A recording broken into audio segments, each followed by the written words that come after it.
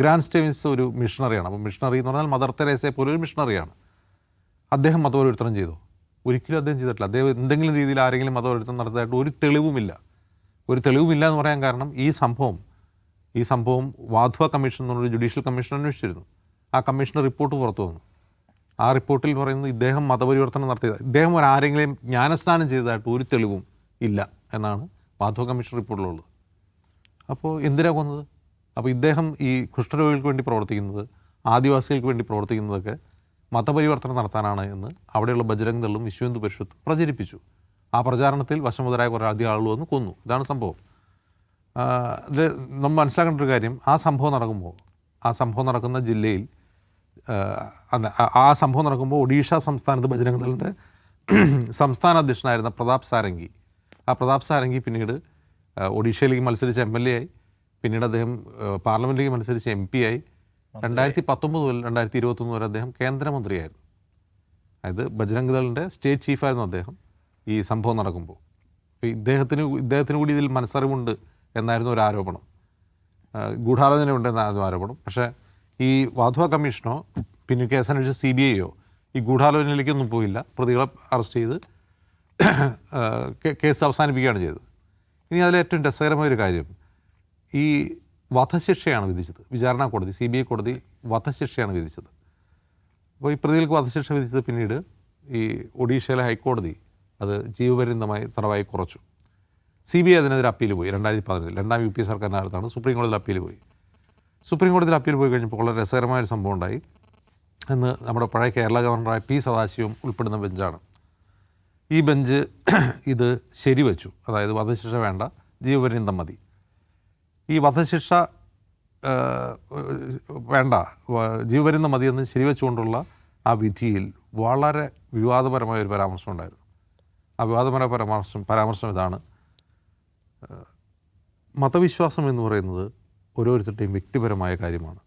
അതിൽ ഏതെങ്കിലും രീതിയിൽ പണം കൊണ്ടോ സമ്മർദ്ദം കൊണ്ടോ ബലപ്രയോഗം കൊണ്ടോ കടന്നു കയറുന്നത് ശരിയായ രീതിയല്ല എന്നെഴുതി വെച്ചു ആ വിധിന്യായത്തിൽ. അത് വലിയ തോതിലുള്ള വിവാദമായി. 2015 വലിയ കോൺട്രവേഴ്സിയായി. ഇന്ത്യയിൽ തന്നെ പലതരത്തിൽ മാധ്യമങ്ങൾ, മനുഷ്യാവകാശ പ്രവർത്തകർ എല്ലാവരും അതിനെതിരെ സുപ്രീം കോടതി വിധിക്കെതിരെ ശക്തമായ രംഗത്ത് വന്നു. ഇന്ത്യൻ സുപ്രീം കോടതിയുടെ ചരിത്രത്തിൽ അത്യപൂർവമായി മാത്രം സംഭവിക്കുന്ന ഒരു കാര്യം, ഒരുപക്ഷെ അതിന് മുമ്പോ ശേഷം ഉണ്ടായിട്ടുണ്ടെന്ന് അറിയില്ല, ഈ സുപ്രീം കോടതിയിലെ ഈ പരാമർശം സുപ്രീം കോടതി തന്നെ എക്സ്പെൻഡ് ചെയ്തു പിറ്റേന്ന്. അത് ഒഴിവാക്കി മറ്റൊരു വാക്ക് അതിലേക്ക് കൂട്ടിച്ചേർത്തു. ഒന്ന് ആലോചിച്ച് നോക്കുക. അതായത് ഒരു തരത്തിലും മതപരിവർത്തനം നടത്തിയിട്ടില്ല എന്ന് വാധ്വ കമ്മീഷൻ കണ്ടെത്തിയ ഗ്രാം സ്റ്റെയിൻസിനെ കുറിച്ച് ദുസ്സൂചനകൾ നൽകുന്ന രീതിയിൽ സുപ്രീം കോടതി ഒരു വിധി പുറപ്പെടുവിക്കുകയാണ്. അതാണ് ഇന്ത്യ. അത് മോദി അധികാരത്തിൽ വരുന്നതിന് മുമ്പാന്ന് ഓർക്കണം.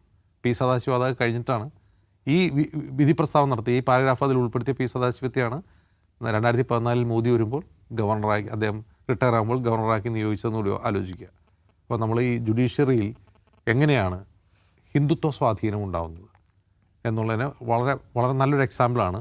ഇതേ സദാശിവത്തെ 3 വർഷം കഴിയുമ്പോൾ അദ്ദേഹം റിട്ടയർ ആകുമ്പോൾ കേരളത്തിൻ്റെ ഗവർണറായി നിയോഗിക്കുകയാണ് മോദി സർക്കാർ ചെയ്യുന്നത്.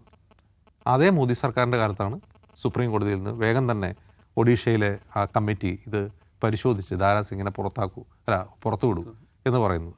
അപ്പോൾ ദാരാസിംഗിൻ്റെ മോചനാപേക്ഷയിൽ അദ്ദേഹം പറയുന്നൊരു കാര്യം, ഞാൻ ഈ 26 വർഷം ജയിലിൽ കിടന്നു, 99 മുതൽ 2000 മുതൽ 2026 വരെ. അപ്പോൾ ഈ കാലഘട്ടത്തിലെല്ലാം ഞാൻ നല്ല നടപ്പിലായിരുന്നു. ഞാൻ ഒരു തരത്തിലുള്ള പ്രശ്നങ്ങൾ ഉണ്ടാക്കിയിട്ടുള്ള ജയിലിനകത്ത്. മറ്റൊന്ന്, ഞാൻ ഈ ചെയ്ത കുറ്റത്തിൽ എനിക്ക് ഖേദമുണ്ട്. അപ്പോൾ എന്താണ് പറയുക, എനിക്ക് സ്വയം നവീകരിക്കാനുള്ള ഒരു അവസരമായിരുന്നു ഇത്. ഞാനപ്പോൾ നവീകരിക്കപ്പെട്ടു, എന്നെ ഇനി പുറത്തു വിടുമെന്നാണ് പറയുന്നത്. ആ ഒരു വാദം അംഗീകരിക്കാവുന്നൊരു കാര്യമാണ്. ഒരാളെ തൂക്കിക്കൊല്ലണം, കുറ്റം ചെയ്തതിന് പേരിൽ തൂക്കിക്കൊല്ലണം എന്നുള്ളൊരു വാദം അംഗീകരിക്കേണ്ട കാര്യമില്ല. 26 വർഷം അദ്ദേഹം ജയിലിൽ കിടന്നു. അദ്ദേഹം പുതിയ മനുഷ്യനായി പുറത്തിറങ്ങി വരുന്നത് ഇതേ ബജ്രംഗ് ദൾ പ്രവർത്തനമായിട്ടാണോ എന്നുള്ളതാണ് പ്രധാനപ്പെട്ട ചോദ്യം. ആണ് എന്ന് തന്നെയാണ് ഉത്തരം. കാരണം ഇതേ ധാരാസിംഗിനെ ബജ്രംഗ് ദൾ ഒരു ഹീറോ ആയിട്ടാണ് വിശേഷിപ്പിക്കുന്നത്, സെലിബ്രേറ്റ് ചെയ്യപ്പെടുന്നത്.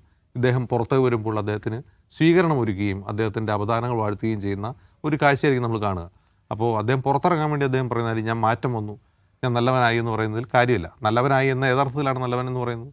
അതും ചിലപ്പോൾ ജയിലിൽ വളരെ നല്ല ജീവിതം, ശാന്തമായ ജീവിതം നയിച്ചിട്ടുണ്ടാകാം, ലളിത ജീവിതം നയിച്ചിട്ടുണ്ടാകാം, ഭക്തിയുള്ള ജീവിതം നയിച്ചിട്ടുണ്ടാകും. പക്ഷെ അതൊന്നും അദ്ദേഹം ചെയ്യുന്ന ക്രൈമിനുള്ള പരിഹാരമല്ല.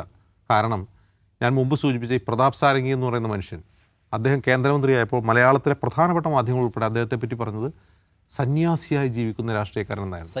സൈക്കിളിൽ ചവിട്ടി മൺകുടിലിൽ ജീവിക്കുന്ന രാഷ്ട്രീയക്കാരൻ. അയാളുടെ മേൽനോട്ടത്തിലാണ് അവിടെ എന്ത് കാണുന്നത്, ഈ പറയുന്ന ഈ കൂട്ടക്കൊല കാണുന്നത്. അവിടെ കൊണ്ടും തീർന്നോ? ഈ 99 സംഭവം ഉണ്ടായി. 8 വർഷത്തിന് ശേഷം 2007 കാണ്ഡമാലിൽ വലിയ കൂട്ടക്കൊല ക്രിസ്ത്യാനികൾക്കെതിരെ നടന്നു. അപ്പോഴും ഇതേ പ്രതാപ് സാരംഗി അവിടെയുണ്ട്, ഒഡീഷയിലുണ്ട് അതേ പ്രതാപ് സാരംഗി. 100 കണക്കിന് ആളുകൾ കൊല്ലപ്പെട്ടു. 40ഓളം സ്ത്രീകൾ കൂട്ടബലാത്സംഗത്തിനിരയായി.